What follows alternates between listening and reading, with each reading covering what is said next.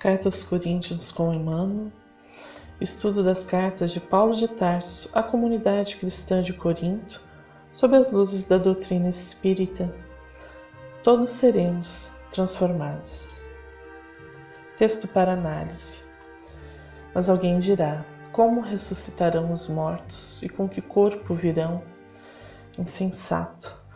O que tu semeias não é vivificado, se primeiro não morrer.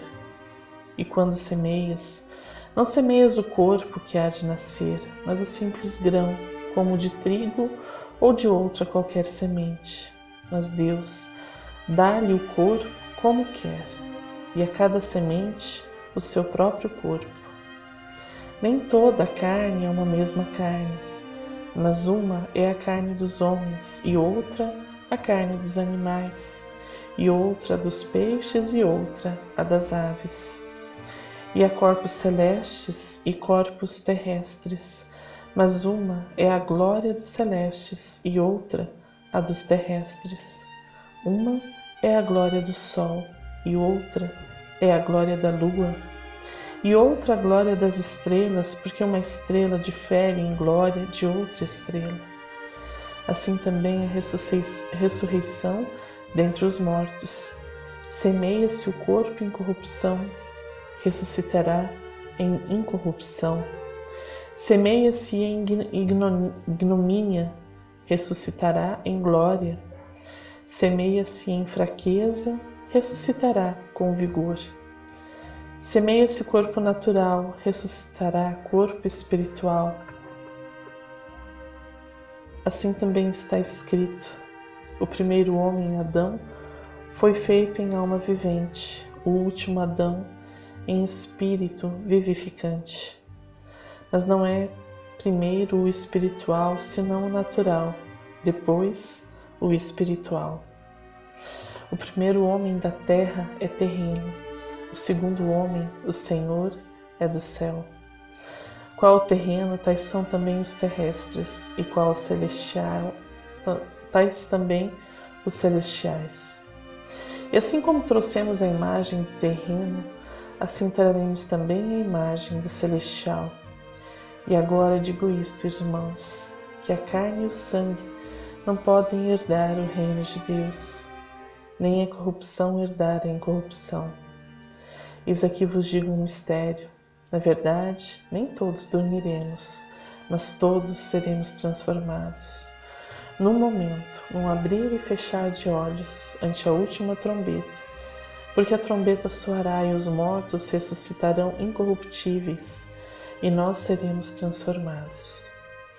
Porque convém que isto que é corruptível se revista da incorruptibilidade, e que isto que é moral se revista da imortalidade.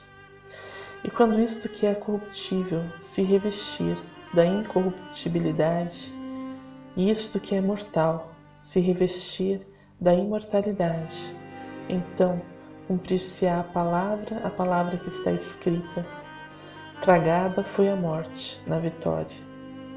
Onde está, ó morte, o teu aguilhão? Onde está, ó inferno, a tua vitória?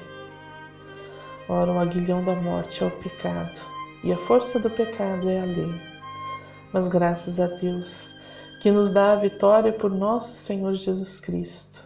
Portanto, meus amados irmãos, sede firmes e constantes, sempre abundantes na obra do Senhor, sabendo que o vosso trabalho não é vão no Senhor. 1 Coríntios, capítulo 15, versículos 35 a 58. Paulo encerra este trecho de sua carta aos Coríntios, falando da ressurreição em nossas vidas, de quando, como espíritos imortais, tivermos alcançado o entendimento e a conexão com Deus, que nos permitirá vivermos na sua bondade e no seu amor, tornando-nos espíritos puros. Não há em sua fala ameaças de inferno ou de punição, mas a mais bela esperança na vinda do Cristo para as nossas vidas e corações. O povo de Corinto recebia assim uma lição que ultrapassaria suas fronteiras e alcançaria os séculos para nos envolver. Infelizmente, As interpretações deste capítulo o tornaram ininteligível ao longo dos séculos, dando a entender que a fala de Paulo é algo intrincado para se compreender. Mas a doutrina espírita vem como uma chave, tornando claro tudo o que ele diz, sob a perspectiva da evolução e do homem que caminha para Deus. O próprio Paulo, em espírito, participa da elaboração do Livro dos Espíritos e nos oferece magnífica mensagem, nos falando sobre a forma como caminhamos para Deus. Gravitar para a unidade divina, eis o fim da humanidade. Para atingi-lo, 3 coisas são necessárias: a justiça, o amor e a ciência. 3 coisas lhes são opostas e contrárias: a ignorância, o ódio e a injustiça. Pois bem, digo-vos em verdade que mentis a estes princípios fundamentais, comprometendo a ideia de Deus, com o lhe exagerardes a severidade. Duplamente a comprometeis, deixando que no espírito da criatura penetre a suposição de que há nela mais clemência, mais virtude, amor e verdadeira justiça do que atribuís ao ser infinito.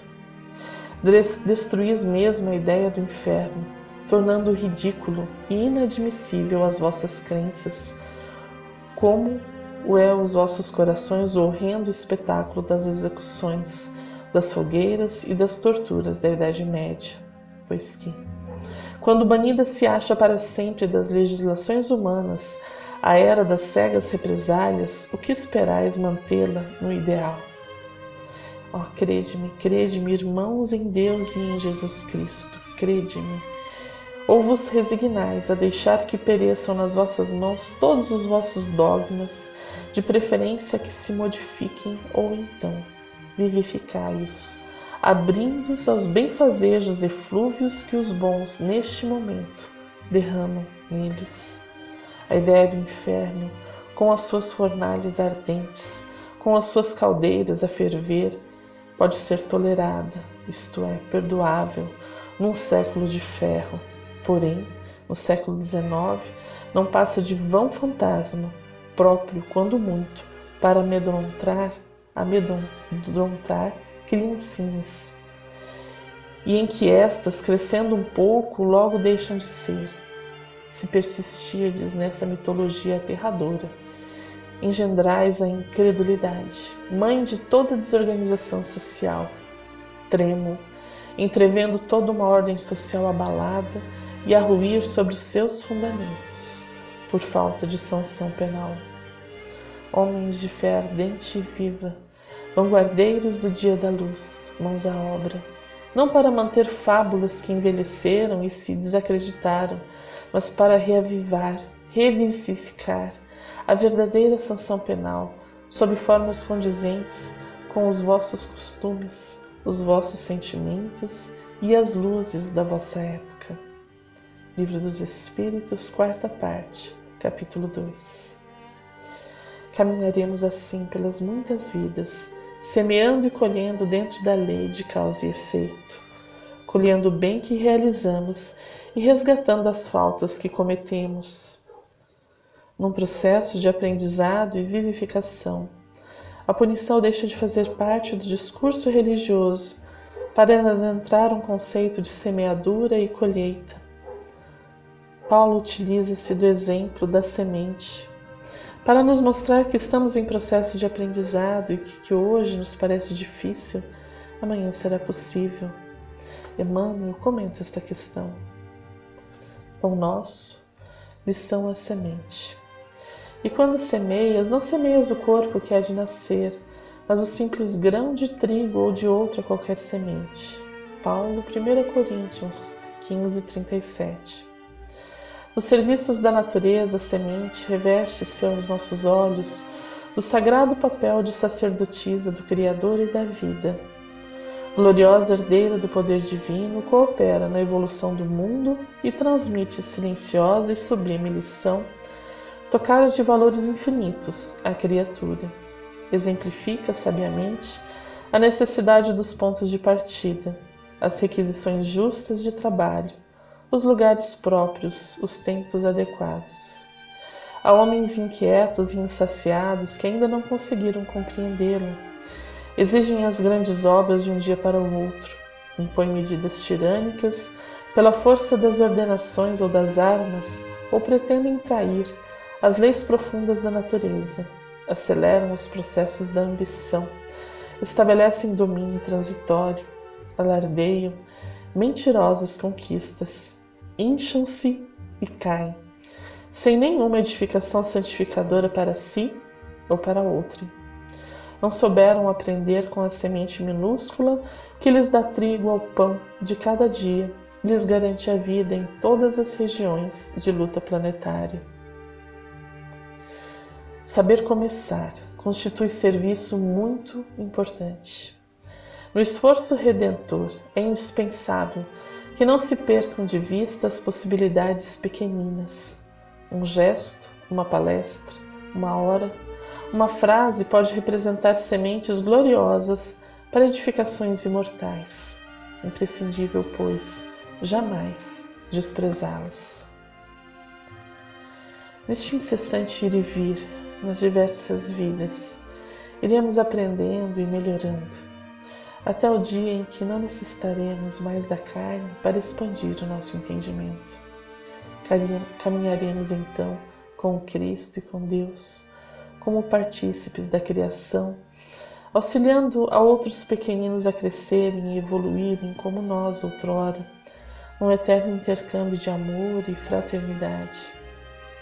Eis então o convite que a lição nos apresenta, para que despertemos, para que possamos buscar a transformação moral que nos permita ascender. A lição de Emmanuel esclarece, livro Vinha de Luz, transformação.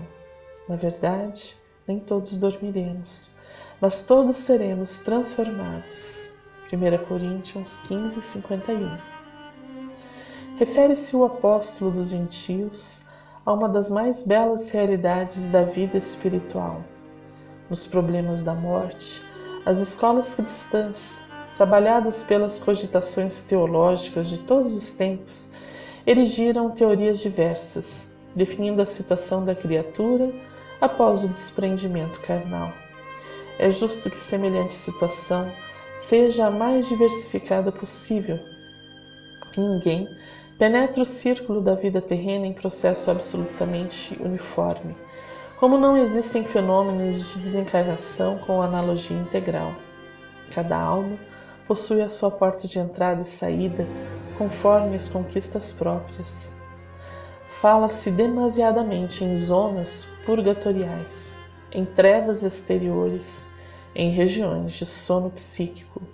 Tudo isso efetivamente existe em plano grandioso e sublime que, por enquanto, transcende o limitado entendimento humano.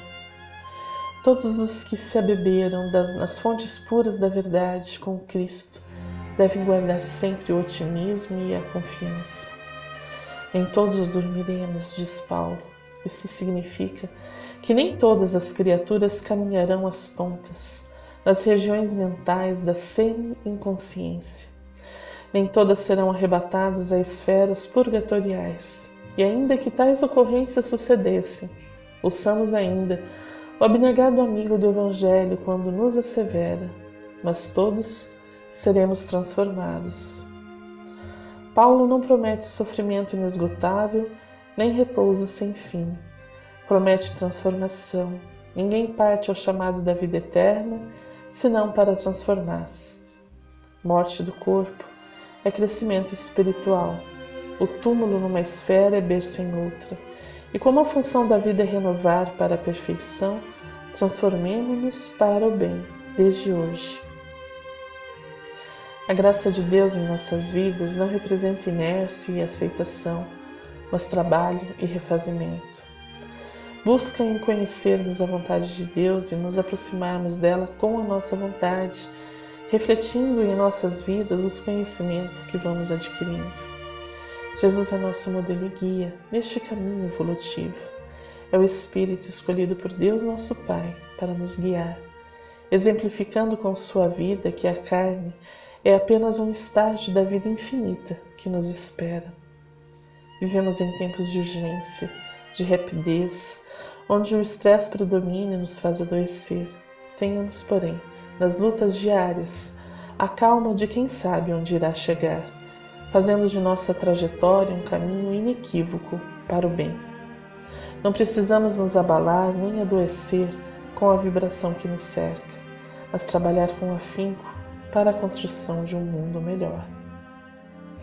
A transformação que Paulo fala ao povo de Corinto é do homem espiritual que se torna um novo homem perante o exemplo de Jesus, buscando através do trabalho, de servir, as ferramentas necessárias para crescer e evoluir.